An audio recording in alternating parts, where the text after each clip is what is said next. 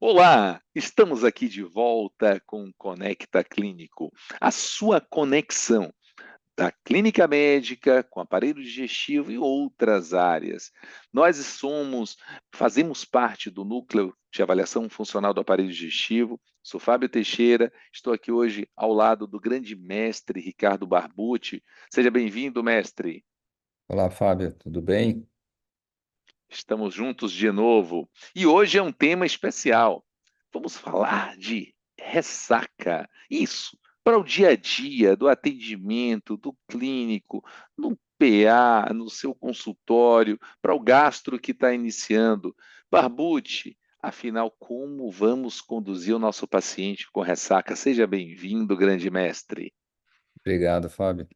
Então vamos falar um pouquinho para vocês sobre essa coisa tão comum, né, que a gente vê na nossa prática clínica e que é interessante a gente conhecer por que ela aparece e, eventualmente, quais são os mecanismos que nós temos para tentar preveni-la e para tentar tratá-la. Bem, como vocês sabem, a ressaca ela é ocasionada pelo consumo de etanol. Etanol é o álcool, né? E como vocês sabem também, o consumo de álcool ele se remonta a milhares de anos atrás, especialmente com o início do consumo de álcools fermentados, inicialmente cerveja, depois vinho. E depois com o surgimento dos destilados, que outrora eram utilizados basicamente como medicamentos, né? Na Idade Média, com o surgimento dos destilados, o primeiro nome dado aos destilados era de aquavita, ou água da vida, então, portanto, eram utilizados basicamente como remédios.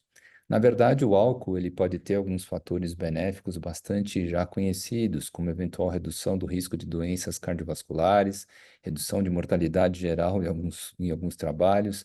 Alguns benefícios neurológicos, embora pequenos, podem ser encontrados, redução do risco de diabetes e, eventualmente, efeitos anti-inflamatórios.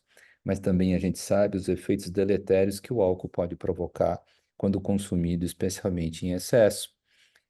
Quando a gente fala de consumo de álcool, a gente divide então os efeitos que a gente tem na intoxicação aguda, e que são secundários à ação do álcool sobre o nosso sistema nervoso central, inicialmente o córtex pré-frontal, que altera o comportamento, o cerebelo, que regula a coordenação, o lobo frontal, que controla as emoções, o sistema de ativação reticular, que determina a alteração do ciclo sono-vigília, o hipocampo, que medeia a aprendizagem e a memória, a medula, que controla as funções vitais. Então, à medida que a gente aumenta a concentração do etanol sérico, a gente vai comprometendo cada vez mais áreas do nosso sistema nervoso central, promovendo, então, diferentes etapas da intoxicação aguda que podem chegar desde a euforia inicial até eventualmente a morte, em caso de intoxicação mais grave.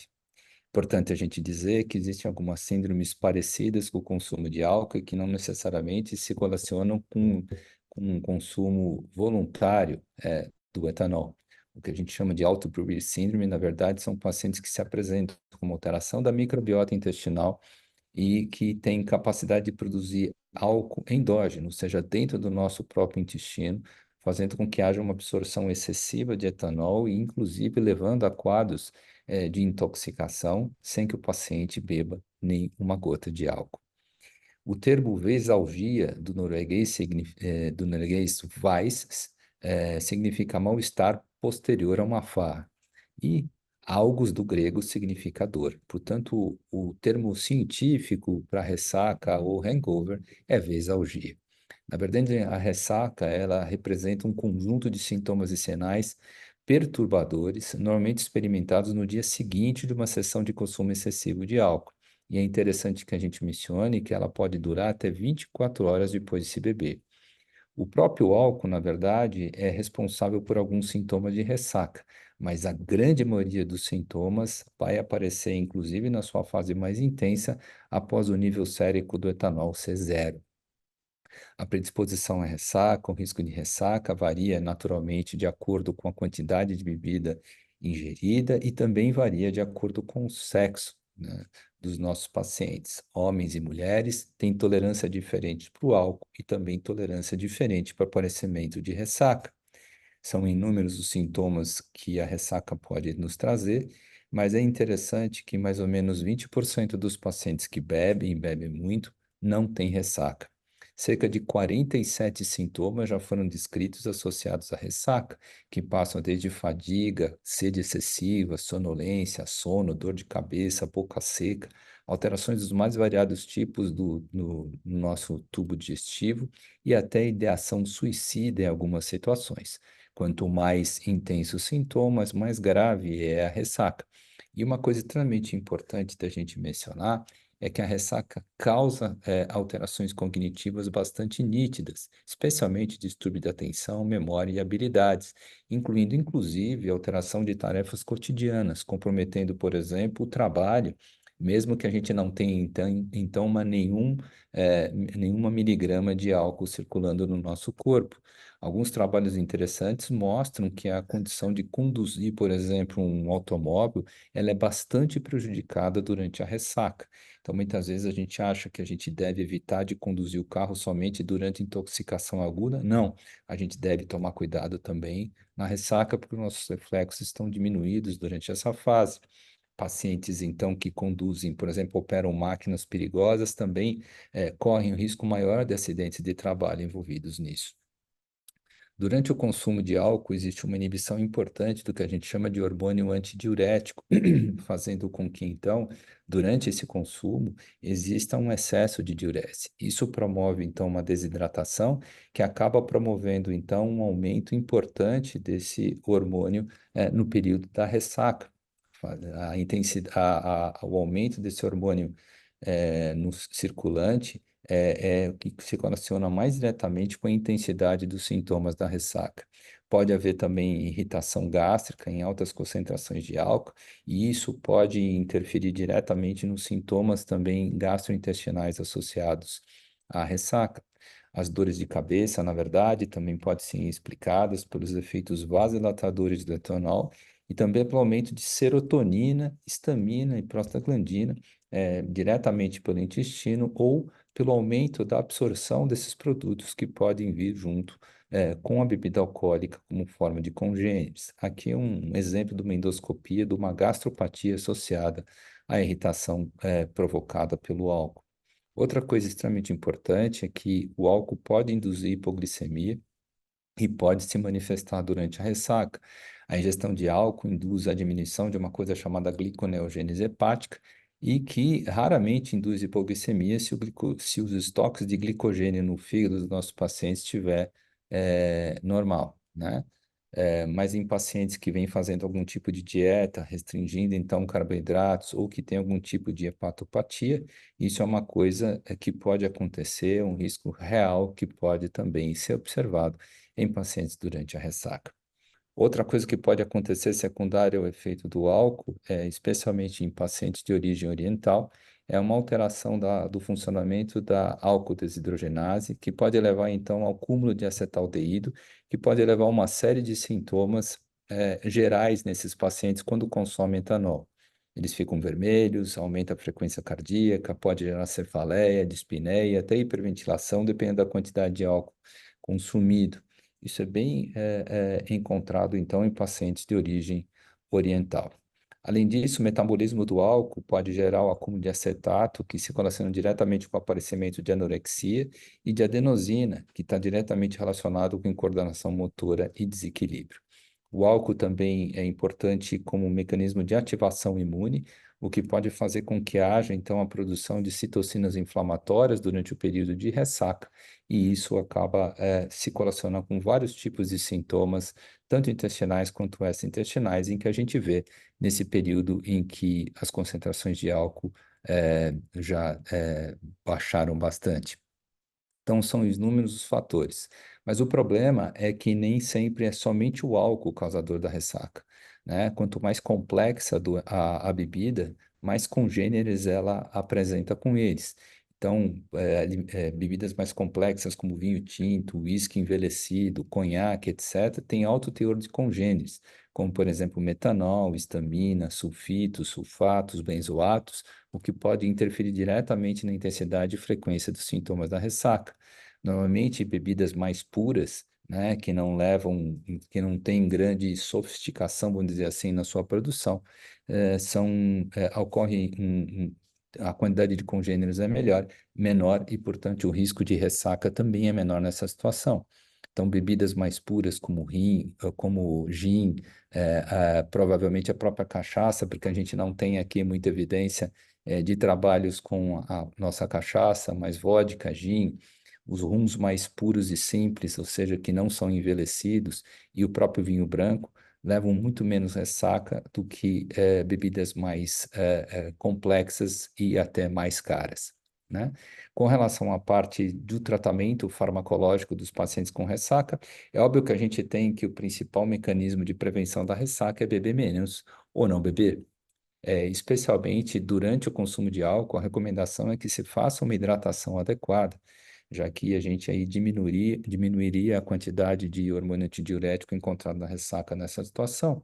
De preferência, a hidratação com sucos de frutas é o que a gente recomenda, porque a gente consegue então repor água, consegue repor eletrólitos e consegue repor carboidratos, através do consumo de suco de frutas, e isso, consequentemente, impacta numa menor incidência e menor intensidade dos sintomas de ressaca.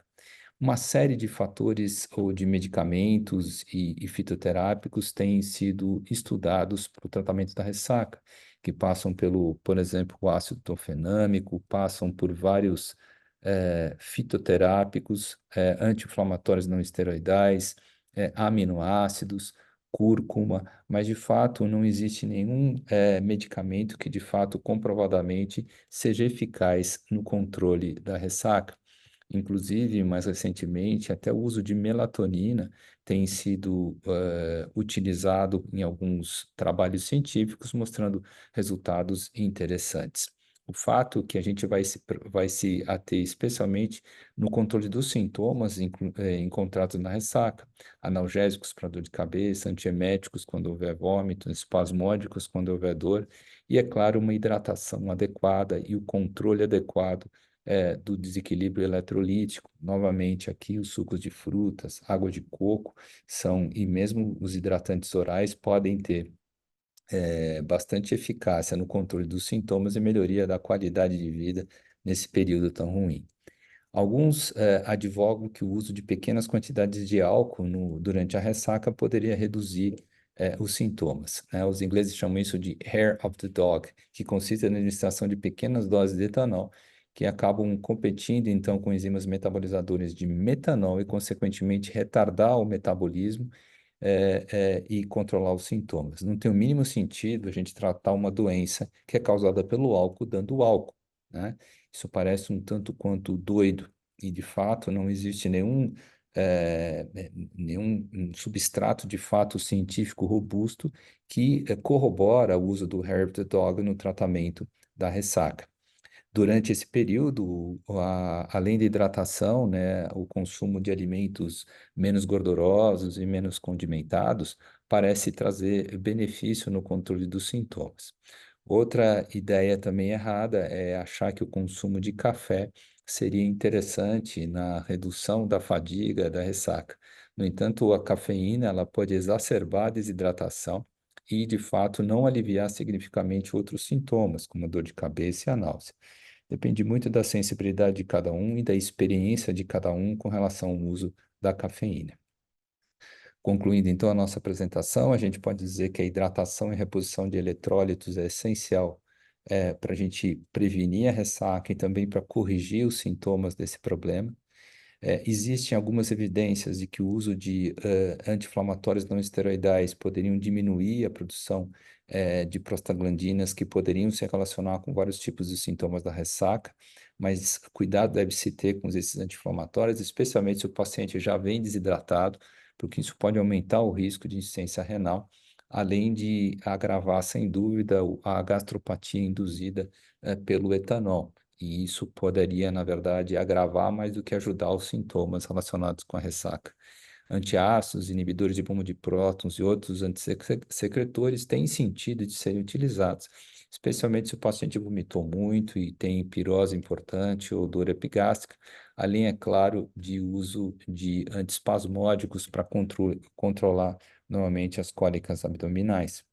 Alguns aminoácidos e outros fitoterápicos têm alguma evidência que eventualmente poderiam ser utilizados, mas a melhor receita é o uso de sintomáticos e hidratação adequada. E para finalizar, a gente pode dizer que in vino veritas e in aqua sanitas e que beve solo acqua ha un segreto da nascondere, Fábio. Ah, belíssimo, Barbucci, belíssimo. Então, o segredo é degustar a bebida mais simples possível, com melhor qualidade, melhor procedência, com uma menor quantidade, com extrema moderação, hidratando muito, com bom suco de frutas do lado, uma boa amizade e ter sempre a consciência. Aquilo que você falou, que o café e tomar continuar bebendo no pós e usar alimentos gordurosos realmente não tem uma evidência para que isso traga uma melhoria maior para isso não. E eu acho que isso a gente tem que passar para o nosso paciente, que na verdade o álcool é uma educação e nós médicos não vamos só tratar a ressaca, vamos tratar que o paciente tenha consciência do seu limite, para tenha o controle da sua vida e que saiba aproveitar, degustar de momentos como esse com moderação.